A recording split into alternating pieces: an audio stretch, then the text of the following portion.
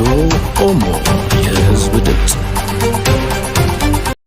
ሰላም ጤና ይስጥልኝ ተመልካቾቻችን፣ እንደምን አምድራችሁ እንደምን አመሻችሁ።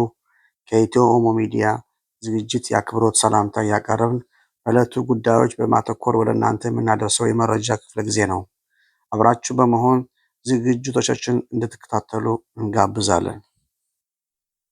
የሟች ሹፌር አይሬ አባ ባለቤትና ቤተሰቦቹ ፍትህ የኢትዮጵያ ህዝብና መንግስት እንዲሰጥ ጠየቁ።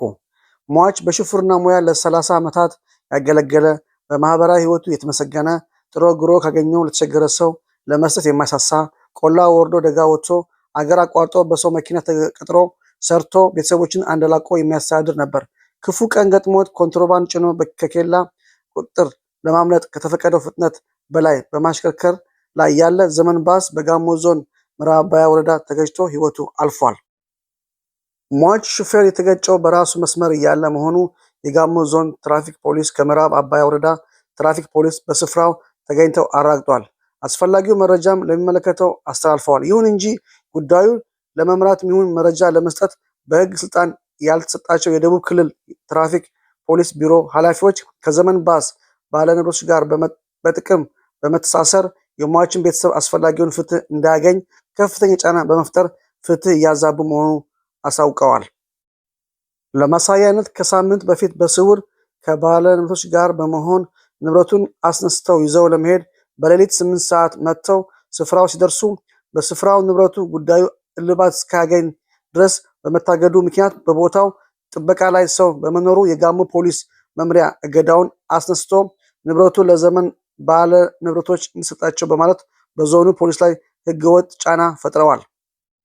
በተጨማሪ ሌላ ጊዜ ከባለ ንብረቶች ጋር ወደ ቦታው በሚመጡ ጊዜ የሟች ባለቤት እና ቤተሰብ ሁኔታውን ለመመልከት በሚሄዱበት ጊዜ የክልሉ ትራፊክ ፖሊስ አባላት በምዕራብ አባያ የመምራት ይሁን የመስራት ባልሰጣቸው ስልጣን የሟችን ቤተሰብ ለማሰር አስፈራርተው ከስፍራው አባረዋል። ይህ አሰራር ተጎጂውን ቤተሰብ ምንም አይነት ካሳ ሳያገኝ በጋሞ ባህል በሽምግልና ሊከበር ሲገባው እንደ ወንጀለኛ ታይቶ በስልጣናቸው ማባረራቸው ነውር ነው።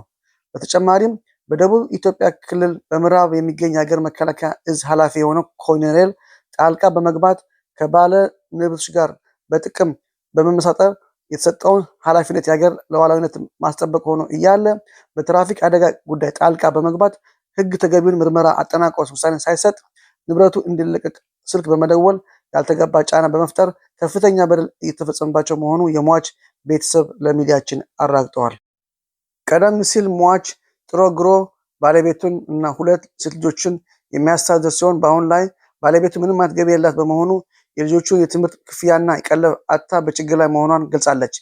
በዚህ ላይ ደግሞ የገጨው የዘመን መኪና ሹፌር እስካሁን በህግ ቁጥጥር ስር ሳይውል በሕክምና ሰበብ ተደብቆ በሌላ አካባቢ በስራ ላይ እንደሚገኝ የአይን እማኞች አረጋግጠዋል። በመጨረሻም የሚመለከተው የደቡብ ኢትዮጵያ ፕሬዝዳንትና የክልሉ ፖሊስ ቢሮ በጥቅም ተይዘው የሰውን ህይወት ፍትህ በማሰጣት ደመከልብ ለማድረግ የሚንቀሳቀሱትን አካላት አደብ በማስገዛት ፍትህ እንዲሰጣቸው ይጠይቃሉ። እኛም ጉዳዩን ተገቢ እልባት እስከሚያገኝ ድረስ ለሚመለከተው የመንግስት አካላት ድምጻችን እናስተላልፋለን። ፍትህ ለሟች ቤተሰብ። ኢትዮ ኦሞ።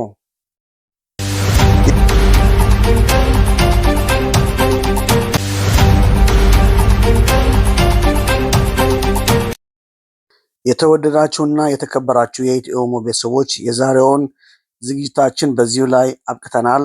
በሌላ ዝግጅት እስከንገናኝ ድረስ በያላችሁበት ሰናይ ጊዜ ይሁንላችሁ።